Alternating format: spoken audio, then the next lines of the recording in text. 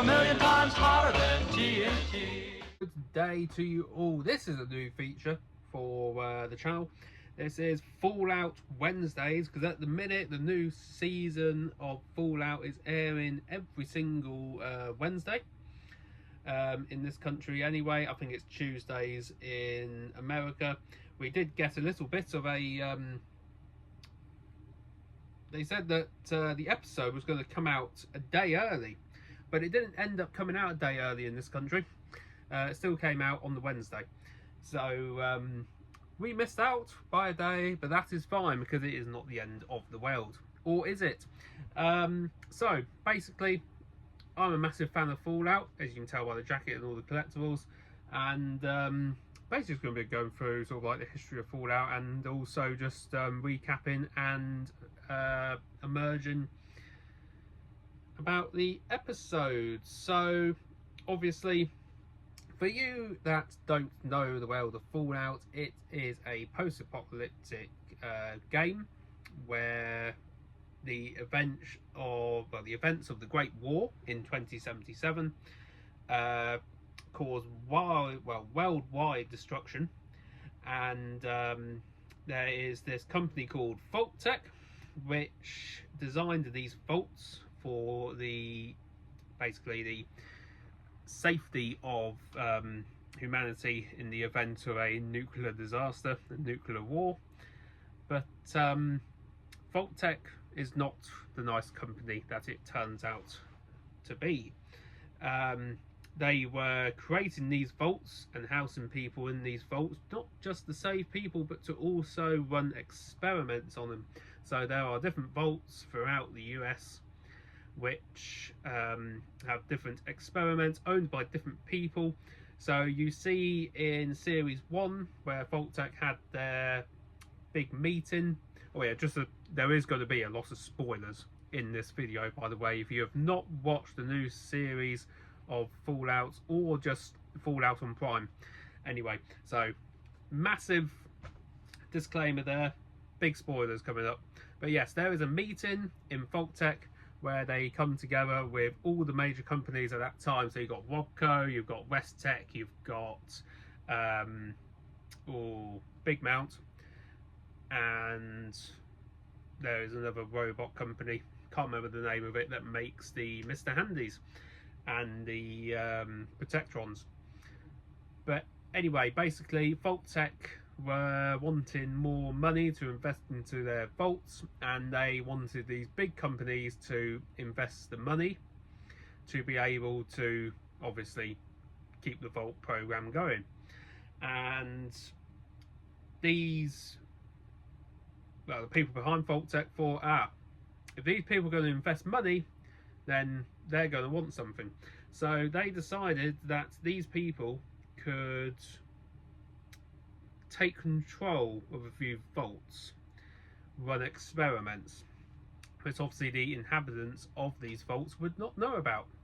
So there's a few vaults where, obviously, if you played Fallout 4, Vault 111 is a vault where you are cryogenetically frozen for long periods of time, which obviously you emerge 200 years later. In Fallout New Vegas, I believe there is a vault, I think it's Vault 22. This is one where they were experimenting, I think, having plants in the vault, but then the plants emerged and the spores grew, and it ended up sort of like taking control and infecting the inhabitants. There's also a few other vaults. There's one vault where the vault door didn't seal properly, so radiation leaked in over time. And there's two vaults. One where it was like 99 women and 1 man, and there was another vault where it was 99 men and 1 woman. So many different experiments which they have. Obviously in the series of Fallout we look at vaults 31, 32 and 33. They are 3 vaults all sort of like combined together, which is very unusual. Don't normally see that in a vault. But turns out that Vault 31 was sort of like a management sort of vault where they housed a lot of their Vault-Tec employees for them to emerge over time and then to go into Vault 32, 33. Obviously, we don't know what the experiments are at the minute in Vault 32 and 33, but we have found out in the latest episode that Norm has discovered that a virus, I think it is, called FEV, which I think, if I'm correct, is the virus that they used to create super mutants, I think, but I'm not too sure. So, a little bit of history on the world of Fallout. If you haven't noticed, I've got it all on the screen because I'm not exactly clued up, but I am clued up enough to hopefully know what I'm talking about. And so, basically, the Fallout world is a sort of like futuristic 19 sort of like 60s 50s sort of vibe with sort of like, you know, really cool like art deco houses and cars and, you know, quite a cool society where sort of like, you know, it's about being rich and, you know, just a completely bonkers modern world where you've got robots helping you and, you know, everything's nuclear powered. It's a completely, basically the nuclear age boomed. You've got nuclear powered cars, probably nuclear powered dishwasher, and obviously you've got the little helpers, the Mr. Handies, which I think is a great idea. They should bring it into real life, having a little robot assistant which can help you in the world. I'm sure we've got it in this world somewhere, but yeah, someone that, you know, politely talks to you and you know, anything like that. But yes, we see in the latest series of Fallout that obviously Cooper Howard, his wife, works at Vault-Tec, and they go to Las Vegas and find basically that Barb is going to be selling this cold fusion to Mr. House, which Mr. House is the person who runs the strip. You'll know that from the video game, and depending on which path you take, which is the thing that I love about Fallout the most, is no game or no playthrough can be the same. Depending on who you are, what your actions are, you can either change the course of time, or you can be a very awful man and destroy it all. I'm normally quite a nice, kind, collective person, so I always try to do the best. So in Fallout 3, I am known as the last... I can't remember. It's like the last attempt at humanity, or something like that. Fallout New Vegas is a bit more harder. So at the minute, I try to help the NCR, because I find that the NCR are sort of like the nicest sort of people in Fallout New Vegas. The Brotherhood of Steel don't really have much foothold in Vegas at the minute. The Legion, however, they are awful people. They are just bloodthirsty killers. They are. There's no other word to describe it. They are just bloodthirsty killers. They will murder anyone on plain sight. And you know, obviously it is a Roman sort of like inspired army with the great Caesar, or the great Kaiser as they say. But I am with Lucy in the I think it's episode 2 or 3, where she says that I think it is Caesar, not Kaiser, because you are not German, you are Roman. But yeah, anyway, a bit of history. So there was a great resource war in the periods of sort of like 2060 up to 2070, and it'd been in a resource war for about 10 years, where I'm guessing the world's resources were starting to run low, And if you watch the series, you'll discover that there is a lady, Moldova, who created something called cold fusion, which is a device or a sort of like, I don't know, it's like a small little pill, no bigger than that, and it is used to create energy completely just forever. It is a completely sustainable device. It will not run out. Basically, they created, I think it was Westech, created this to stop the resource war. Because if you had infinite power, why would you need oil, gas, nuclear power, whatever? So, but then Vault-Tec bought this cold fusion, which is why everybody thinks that Vault-Tec dropped the bombs. However, it probably turns out that Vault-Tec did not drop the bombs. It seems to be a third or a fourth person.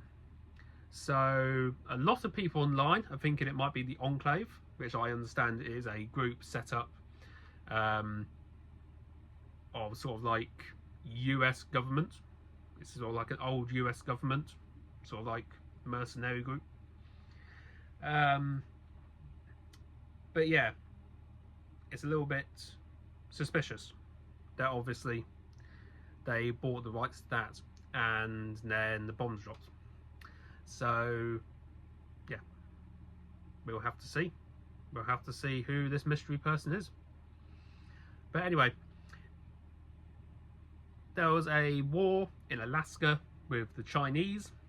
Basically, it's very, very similar to the Cold War, where you had, you know, the commies and the Americans fighting each other. Apart from in this war, obviously it's not a Cold War. So there is a military operation called Operation Anchorage, where there's basically a operation to clear out the Chinese from Alaska, so they can, you know, obviously secure the resources in Alaska, because Alaska is very oil rich, I'm guessing. And that operation was a success, which we find out in the latest series was not mainly down to the soldiers, but down to something that normally scares quite a lot of people in the Fallout games, especially if you come across one and you're not very heavily armoured, and that is a Deathclaw. We discover that the Deathclaws were actually a biological sort of like biogenetic creature created by the US government and US military to help the soldiers in combat, which obviously is why the Deathclaws are in the wastelands, because it discovers that these Deathclaws, you know, over time they escaped obviously their housing, experimental housing, whatever, and obviously just ended up just breeding and taking inhabitants of the wasteland, which is why one of the Deathclaws is one of the most hardest to beat creatures in the world.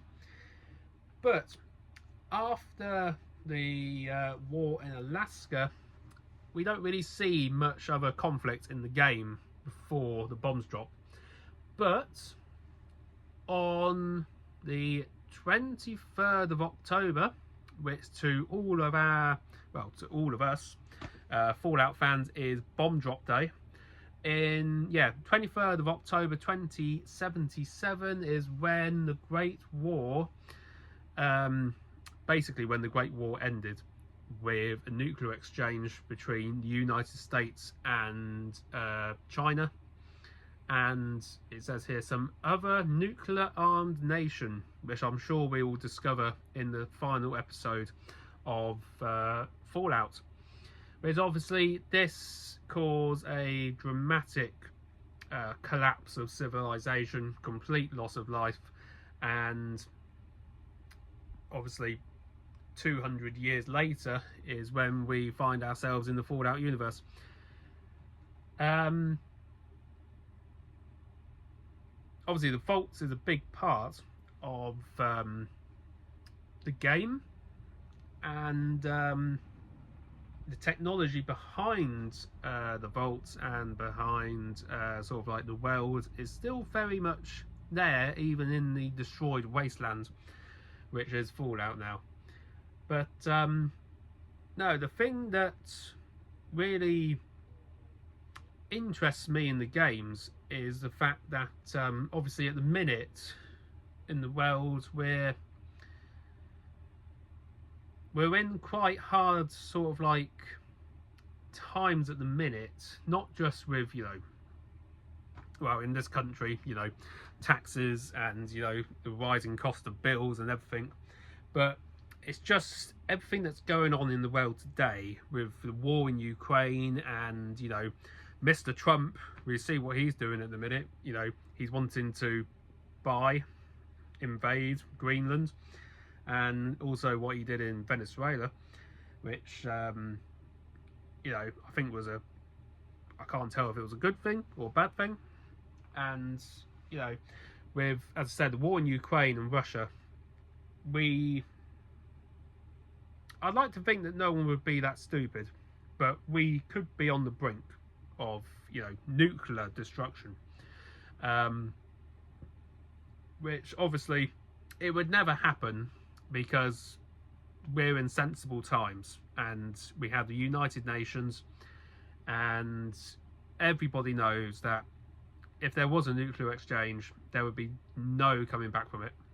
That would be the world destroyed. Obviously, you play these games and you enjoy playing them, but the harsh reality of living in a post-apocalyptic world, you wouldn't survive. You wouldn't survive at all. You probably wouldn't survive at all, to be honest, if there was a nuclear exchange.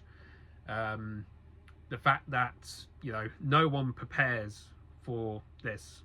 Obviously, in the game, you have Vault-Tec, which is this big company, but I don't think anyone in the real world would ever be stupid enough to risk so much money on a what if.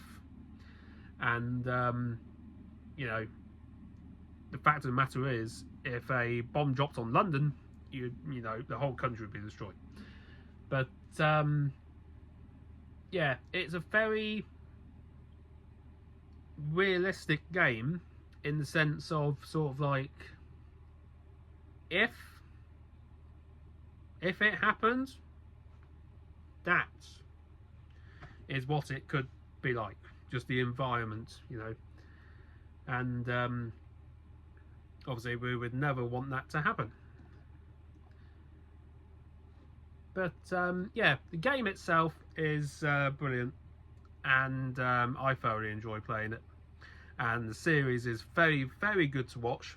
The first series was fantastic, brilliant insight into sort of like what the game is about, and obviously all the different characters that you meet on your journey, and the people behind the series. Jonathan Nolan, he's just got it down to a T. Every single little detail is just brilliant. It's just fantastic.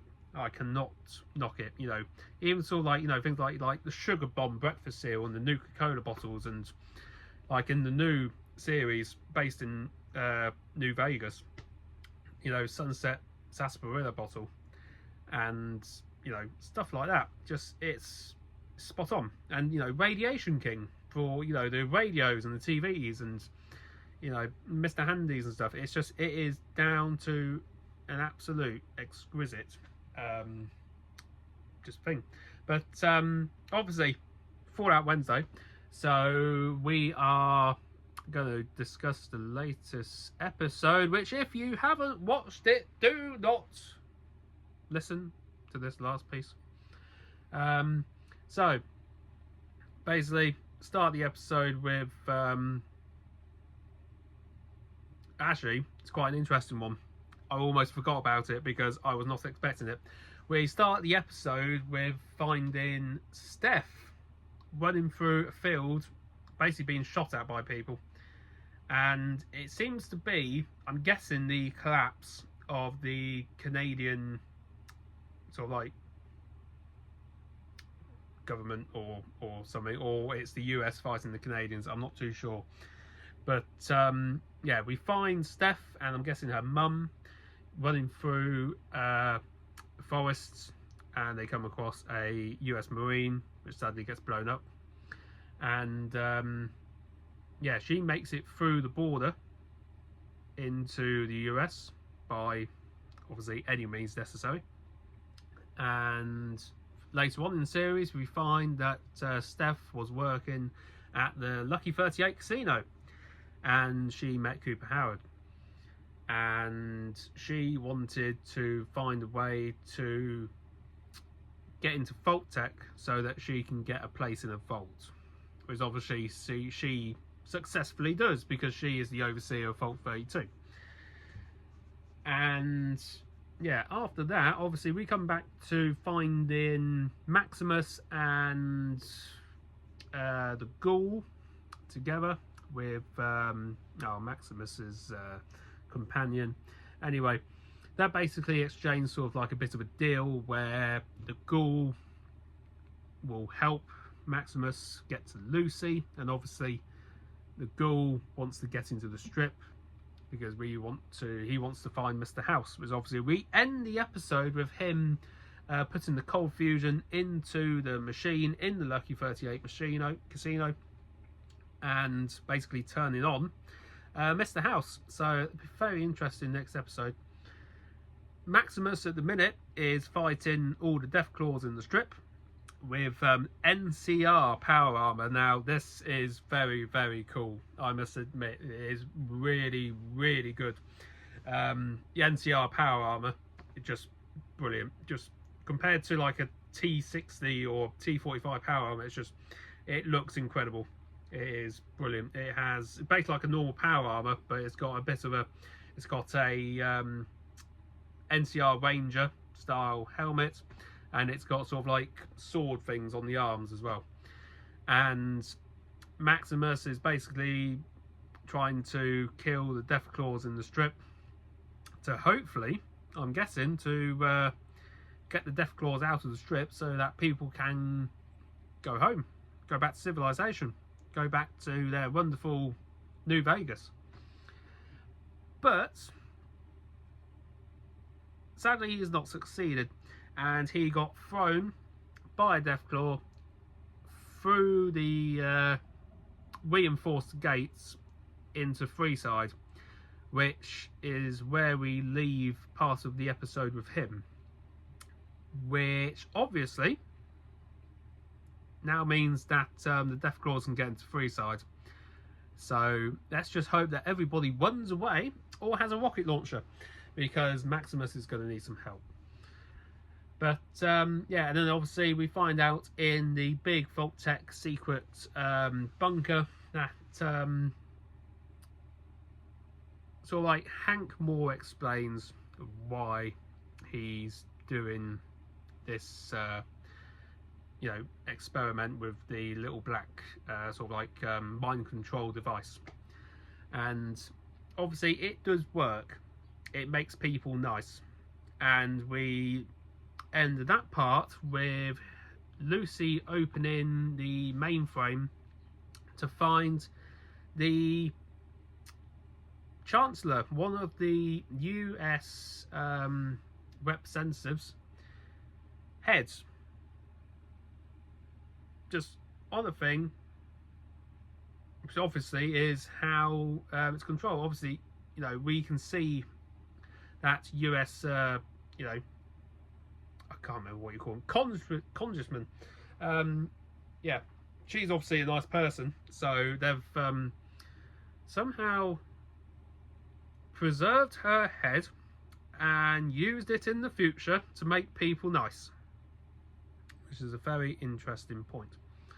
But yeah, but it's very cool. Obviously, we also find that Cooper Howard gives the cold fusion to the president,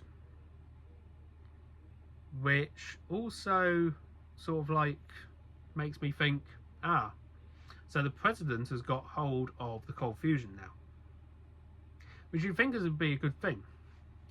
Obviously, in the first episode of Fallout, where we watch the bombs drop, before we get to that point, you hear on the radio saying that there is no whereabouts of the president. So we might find out that the president was either kidnapped or killed for this cold fusion, which somebody wanted to be able to drop the bombs, maybe. We don't know. It's all conspiracy now. But yeah, obviously, brilliant episode. Can't wait for the final episode next week, which a lot of people are saying that with the last episode of Series 2 of Fallout, Bethesda are going to drop that they are going to either remaster Fallout 3 or Fallout New Vegas, or both. That's what people think are going to happen. They think that Bethesda are going to remaster Fallout 3 and Fallout New Vegas. And it'd be great if they do. It'd be really, really good. But to be honest, Fallout 3 is a great game. Fallout New Vegas is brilliant. And on PS3, I think they should stay, really, to be honest. And I think Bethesda should be concentrating on making a Fallout 5. And not a 76. Not a multiplayer rubbish. I think it wants to go back to basically what sort of like the storyline of Fallout 4 was. Because Fallout 3 was about sort of like, you know, you grew up in Vault 101 and you went out, you know, eventually when you grew up, you went out of the vault to find your dad. And you find him eventually, and he is a scientist, and they are all working together to purify the water so that you can make fresh drinking water for everyone. So yet again, it's a story about a daughter or son, depending on who you play, finding their dad so they can do the right thing and create fresh drinking water for everyone. Fallout New Vegas, it's just sort of completely gone completely the other direction. It's, you get shot in the head by Benny, Matthew Perry, God rest his soul, and you get left in a hole, you get dug up by a robot, you get fixed up by a doctor, and there is no like nice storyline like, you know, going to find your lost son or to find your dad or, you know, whatever. It's basically to survive, find the person that shot you in the head, fight a war, depending on which side you take, either the NCR or the Legion, and to do lots of gambling in New Vegas. So, you know, all good fun. And then Fallout 4 is obviously a bit more sort of like, you know, a bit more to the heartstrings, as it were. You know, you get put into this vault and you get frozen. You then wake up from your frozen slumber to find that someone has kidnapped your son and shot your wife or your husband, depending on who you play.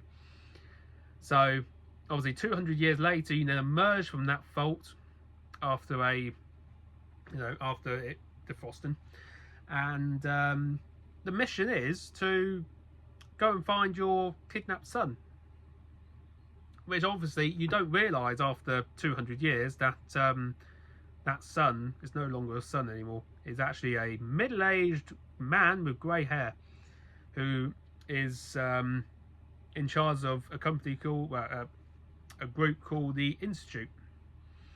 But yet again, in that game, you know, you can obviously side with the Minutemen and get really annoyed by Preston Garvey and wanting to bloody well help every single Tom, Dick and Harry in the wasteland.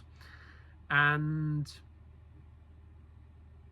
yeah, or you can side with the Brotherhood of Steel and just bring order to the Wasteland and destroy the Institute. So yeah, many other things. But Fallout 76, what an absolute load of rubbish. Sorry, it's just I do not like it at all. I think Fallout 76 was Bethesda and Fallout's downfall. They've gone from creating games with meaning and, you know, history behind sort of like the lore and the timeline and, you know, just a meaning behind the game. But with this one, firstly, it's multiplayer, so you can't play it without PlayStation Plus. Secondly, if you want to play it alone, it's, you know, sometimes you do, you've got to have Fallout first, which yet again is another thing that you've got to buy. And I just find the experience with it being a multiplayer game, it's just not the same. Because, you know, you could suddenly be playing and doing a mission or something, and then just get nuked by, you know, at faulty 5642 or something like that, or, you know, Pip-Boy Avenger 76 or something like that, and it just takes the shine out of the game. And also, I played it once and I cleared out a pack of super mutants, and then a player entered the same area that I did and it all reloaded and I died. So it was completely pointless killing all those super mutants. But yeah, it's not my favourite game. I'm sure a lot of people like it just for the multiplayer, you know, side of it. But for I think a passionate Fallout player, you know, it's just not the same. And with that, I think we'll end this piece. Thank you very much for watching and listening to me drivelling on about Fallout. Obviously, I plan on doing these weekly. We'll do some little sort of like videos. I'll show off all my gear, all my bobbleheads, and Pip-Boy and bits and bobs, and we'll just talk Fallout and just all bits and bobs. So thank you very much for watching. We'll see you next week. TNT.